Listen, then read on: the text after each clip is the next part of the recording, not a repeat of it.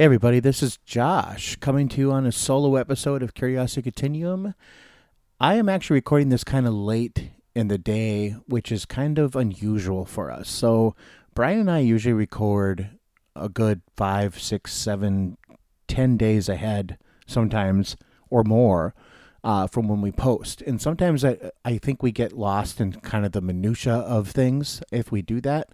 So I wanted to post this episode because I wanted to just talk to everybody real quick. And it's going to be a little shorter episode, I think, maybe, between 5 and 10 minutes instead of maybe 15 that we're all kind of used to.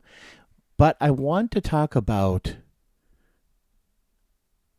people and a little context here. So I had my 45th birthday, and part of actually recording this late was that I'm like reflecting on this and I'm thinking about midlife because, we all want to say that 50 is midlife, but let's get real. Like 45, if you're lucky, is the middle of your life.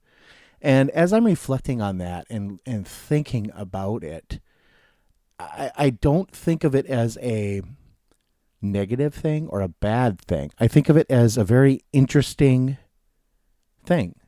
And I want people to think about things they've done, things they plan to do, and the context in which those are important to you. Because for me, I'll give an example. The things I've done in life are great. However, the things I want to do are more. And I just don't know if everyone feels that way. Like, do you feel as if you're in your 40s, as I am and Brian is, and a lot of people that listen I know are, or even later, do you feel that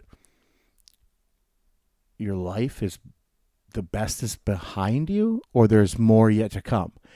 I always look at this as a perspective of context, obviously.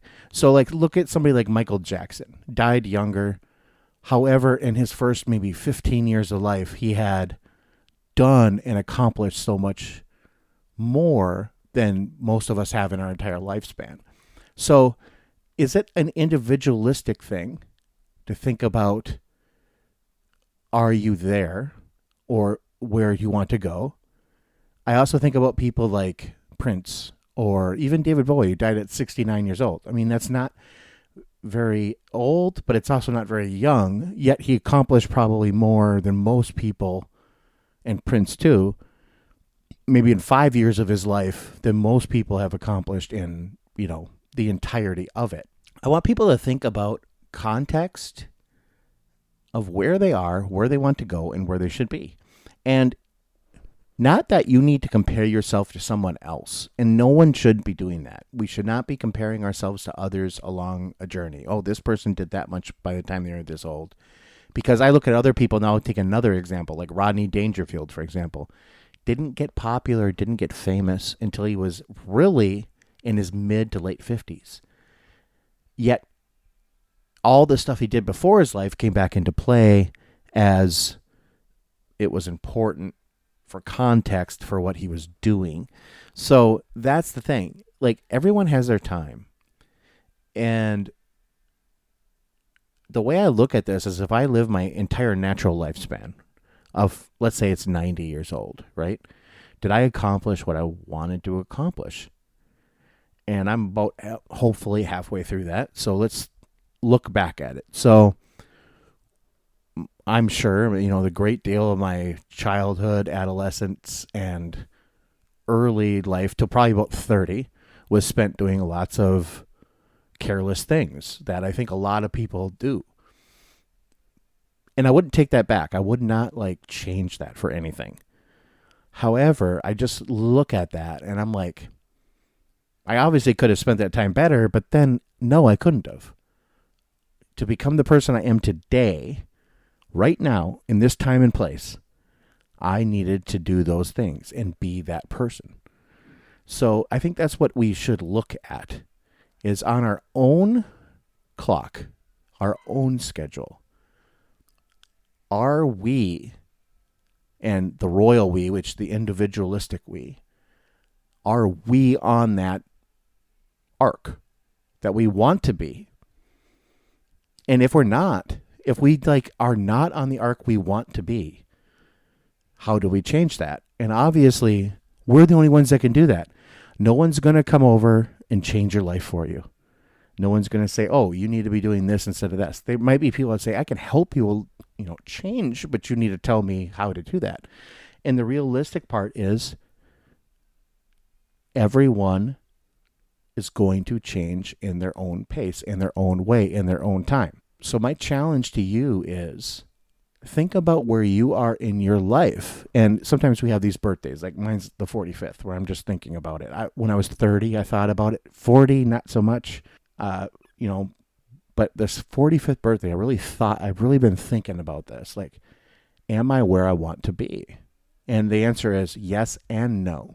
And I think that resonates with a lot of people. Like, we're not always going to just be here in time and space in the exact thing that we want to be doing all the time. But are we on the path to do what we want to do? And that's part of your individual journey, right? That's part of what you are doing. And if you answer that and say, no, I am not, think about what you can do, small steps even, to get to where you want to be. Do you want to be doing something else in your professional life? Do you want to have things in your personal life that are different? Do you want to have other experiences that you're just not having? How do you get there? And it might not be so simple, like, oh, I get this and I do this and I do that and I'm there. But really think about where you want to be and where you are in time and space, which is in the scope of your life. And what do you want to do to kind of push outwards?